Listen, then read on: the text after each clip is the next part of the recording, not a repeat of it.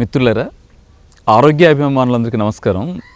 ఆరోగ్యాభిలాషులారా, ఈ వైరస్ల ప్రభావం నుంచి మన శరీరాల్ని మన కుటుంబాలని కాపాడుకోవడానికి ఏం చేయాలి అనేది ఒక పెద్ద ప్రశ్నలాగా ప్రతి సీజన్కి ఒకసారి వస్తూ ఉంది.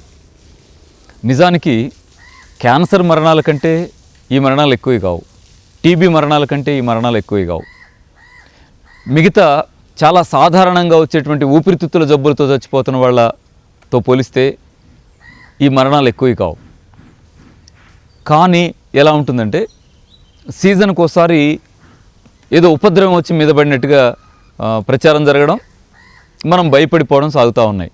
అయితే ఒక ఆలోచన మనం చేయాల్సింది ఏంటి, అసలు ఈ వైరస్లు, ఈ బాక్టీరియాలు శరీరాన్ని డిస్టర్బ్ చేయకుండా, మనిషి ఆరోగ్యాన్ని నష్టపెట్టకుండా, ఈ సీజనల్ వ్యాధులు అంటామే, ఈ వ్యాధుల బారిన మనం పడకుండా ఉండాలంటే మనం ఏం జాగ్రత్తలు తీసుకోవాలనేది మన కుటుంబాలకు మనం నేర్పుకున్నట్టయితే ఈ ఇబ్బందులు మనకు రాకుండా ఉంటాయి కదా. ఏ సీజన్కి భయపడాలా, ఏ సీజన్లో ఏదొచ్చి మీద పడుతుందా అనేటువంటి కంగారు మనకు లేకుండా ఉంటుంది.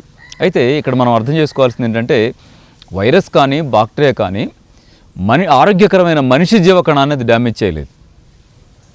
ఏ వైరస్సు, ఏ బాక్టీరియా కూడా ఆరోగ్యకరంగా ఉన్న మనిషి జీవకణాన్ని డ్యామేజ్ చేయగలిగే కెపాసిటీతో అది లేదు. మరి వైరస్ వల్ల జబ్బులు, బాక్టీరియా వల్ల జబ్బులు ఎప్పుడు వస్తాయి? మన జీవకణాలు అనారోగ్యానికి గురయ్యేటువంటి పొజిషన్ ఏర్పడితే మాత్రమే వీక్గా ఉన్న సెల్ మీద దాడి చేయగలిగే కెపాసిటీ వాటికి ఉంటుంది. అంటే మన శరీరంలో అనారోగ్యపూరితమైనటువంటి వాతావరణం ఏర్పడకుండా మనం చూసుకోగలిగితే ఏ వైరస్, బాక్టీరియా మనల్ని ఏమీ చేయలేదు. ఇది స్పష్టమైన విషయం. ఆధునిక వైద్య విజ్ఞానం ఏం చెప్తా ఉంది అంటే, ఎవరి శరీరాల్లో అయితే ఫారెన్ మ్యాటర్ ఎక్యుములేట్ అవ్వదో, అంటే వేస్ట్ కెమికల్ ఎక్యుములేట్ అయ్యి కూర్చోదో, పేరుకుపోయి ఉండదో, వారి శరీరాలని ఏ బాక్టీరియా, వైరస్ ఏమీ చేయలేదు.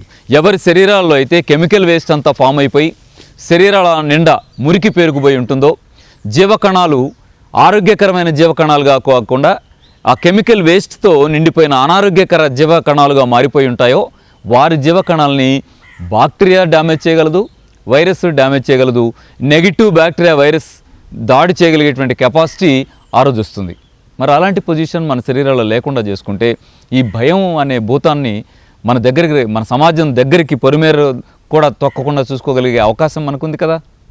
ఇది మనం జాగ్రత్త తీసుకోవాల్సింది. అంటే మన శరీరాలలో కెమికల్ వేస్ట్ ఎందుకు ఫామ్ అవుతుంది, ఈ ప్రశ్నకు ఆన్సర్ మనం చెప్పుకోగలిగితే, అది ఫామ్ అవ్వకుండా చూసుకోగలిగితే భయపడాల్సిన అవసరం మనకు లేదు. ఎందుకు ఫామ్ అవుతుంది అంటానికి మనం సాధారణంగా చూస్తే మనం వెంటనే స్ఫురించేటువంటి ఆన్సర్ ఏంటంటే, విష రసాయనాలన్నీ వాడేస్తున్నారు కదా. వీటి ద్వారా అనేక రకాల విషపూరిత రసాయనాలు శరీరంలో, టాక్సిక్ మెటీరియల్స్ ఫామ్ అవడానికి ఛాన్స్ ఉంది అని.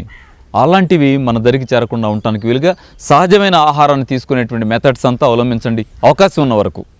ఒకటి ఇది కాకుండానే మరొక అవకాశం కూడా ఉంది. ఏది, శరీరం లోపలే ప్రతిరోజు అనవసరపు వ్యర్థపు రసాయనాలు తయారవుతూ ఉంటాయి. ఇది మెటబాలికల్ ప్రాసెస్లో చాలా నేచురల్గా తయారవుతాయి, మన శరీరానికి అవసరం లేని అనవసరపు. అవి ఎలా, ఉదాహరణకి ఒక 2 పద్ధతులు మీకు గుర్తు చేస్తాను. ఒకటి, మనకి అవసరమైన ఆహారం 100 గ్రాములు అనుకుందాం. ఉదాహరణకి మనం 125 గ్రాముల ఆహారం తీసుకుంటాం. ఆ లోపలికి వెళ్ళినటువంటి ఆ 25 గ్రాముల ఎక్సెస్ ఉన్న ఆహార పదార్థం ఏమవ్వాలి, అరిగిపోయి అవసరం, ఈ శరీరానికి అవసరం లేని వ్యర్థ రసాయనంగానే ఎక్కడో ఒక చోట అక్యుములేట్ అవుతుంది. అదంతా కూడా మన ఇమ్యూన్ సిస్టమ్ దెబ్బతీసేదిగా ఉంటుంది. అంటే ఆహారం కూడా, అవసరమయ్యే ఆహారం కూడా అవసరానికి మించి తీసుకునేటువంటి లక్షణం మనకుంటే అది మన ఇమ్యూనిటీని దెబ్బతీసేదిగా ఉంటుంది. అనవసరపు వ్యర్థ రసాయనిక పదార్థంగానే అది స్టోర్ అయి ఉంటుంది. దృష్టిలో పెట్టుకోండి, కొవ్వు కావచ్చు, కండ కావచ్చు, ఇంకేదైనా మెటీరియల్ కావచ్చు, అవసరానికి మించితే అది కూడా ఇమ్యూనిటీని డ్యామేజ్ చేసేదిగానే ఉంటుంది. అందుకే ఎంత అవసరమో అంత ఆహారమే తీసుకోవాలి. ఎంత టేస్ట్గా ఉన్నా కాస్త ఓ ముద్ద ఎక్కువ తిందాంరా అనే ధోరణి మనకు అనవసరం అనేది దీని ద్వారా తెలుస్తుంది. మరొకటి ఏమిటంటే, ఆహారం తీసుకునే దాంట్లో ఉడికించిన ఆహారం, ప్రాసెస్డ్ ఫుడ్ తీసుకునేటువంటి పద్ధతి ఉంటే అది ఎక్కువగా విష రసాయనాలు స్టోర్ కావడానికి ఛాన్స్ ఇస్తూ ఉంటుంది. అలా కాకుండా మీరు నేచురల్గా ఉండే ఆహారాలు తీసుకున్నారనుకోండి, అలా విష రసాయనాలు స్టోర్ అయ్యేటువంటి పొజిషన్ తక్కువ ఉంటుంది. ఉదాహరణకి ఉదయం టిఫిన్ ఉడికిందే, మధ్యాహ్నం ఉడికిందే, రాత్రి ఉడికిందే తింటున్నాం అనుకోండి, ఉడికించిన ఆహారాలు త్వరగా పాడైపోయే లక్షణంతో ఉంటాయి, లోపలికి వెళ్ళిన తర్వాత కూడా వ్యర్థ రసాయనాన్ని స్టోర్ చేసేటువంటి లక్షణంతో ఉంటాయి. అవి తగ్గించేసేయండి. ఉడికించిన ఆహారాలు, ఫ్రూట్స్, జ్యూసెస్, మంచి వెజిటబుల్స్ ఇలాంటి పచ్చిగా తీసుకోవడం ఎలా అనే వైపుగా ఆలోచించండి. ఉడికించాల్సి వస్తే పొట్టుతో సహా ఉడికించేటువంటి ఫైబర్ ఎక్కువ ఉండేట్టుగా ఉడికించే పద్ధతి అనుసరించండి. ఇవన్నీ మనకి కొంత రక్షణ కవచాలుగా మంచి మేలు చేసేటువంటి పద్ధతులుగా ఉంటాయి. అలాగే ఇంకొకటి కూడా, మనం రోజువారీ సహజ జీవనంలోనే కొత్త కణాలు తయారు కావడం ఎలాంటిదో, లోపల పాత జీవ కణాలు మరణించడం కూడా అలాంటిది. ఆ మరణించిన పాత జీవ కణాల వేస్ట్ ఎమినో యాసిడ్స్ అన్నీ ఉంటాయా, అవన్నీ కూడా వ్యర్థ రసాయనమే, అనవసరపు రసాయనిక పదార్థమే. దీన్ని ఎప్పటికప్పుడు శరీరం బయటికి విసర్జిస్తేనేమో పర్వాలేదు. అలా కాకుండా అది లోపల స్టోర్ అయ్యిందనుకోండి, అది కూడా బాక్టీరియాకి, వైరస్కి మంచి ఫుడ్ అవుతుంది. బలమైన మట్టి ఉంటే మొక్క పెరుగుద్ది అన్నట్టుగా ఇలాంటి పొజిషన్ ఉన్నప్పుడు శరీరంలో నెగిటివ్ బ్యాక్టీరియా డెవలప్ కావడానికి ఛాన్స్ ఉంది. అది కూడా ఏ రోజుకి ఆ రోజుకి ఎలిమినేట్ అవ్వాల్సిందే. అది ఎలిమినేట్ అవ్వడానికి ఉన్న మార్గాలు ఏమిటి? 1 యూరిన్, 2 మోషన్, 3 చెమట. రోజు శరీరానికి చెమట పడుతూ ఉందా, మీకు వేస్ట్ అంతా బయటకు వెళ్ళిపోతూ ఉన్నట్టే, మీరు ఆరోగ్యంగా ఉంటారు.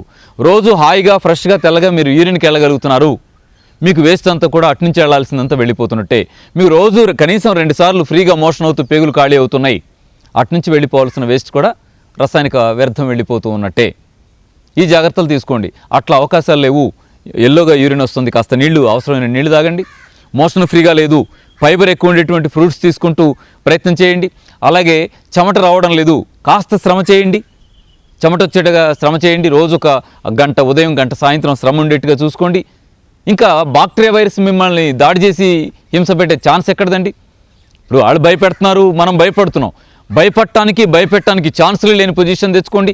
ఇప్పుడు ఎక్కడ ఉన్న ఆహారాన్ని అక్కడ, ఎలా ఉన్నదాన్ని అలా తింటున్నటువంటి గేదకో దున్నపోతుకో వైరస్ బాక్టీరియా దాడి చేయదేంటి?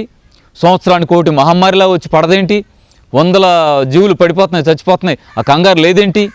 మరి ఇంత తెలివైన వాళ్ళం, ఆధునిక విజ్ఞానాన్ని వైద్యపరంగా ఇంత సాధించుకున్న వాళ్ళం, మనమేంటండి సంవత్సరానికి 1 వైరస్ అని కంగారు పడిపోవడం, కోట్ల రూపాయలు కార్పొరేట్ సెక్టర్కి, ఆ మెడికల్ మాఫియాకి మనం ఒప్పజెప్పడం ఏమిటిదంతా?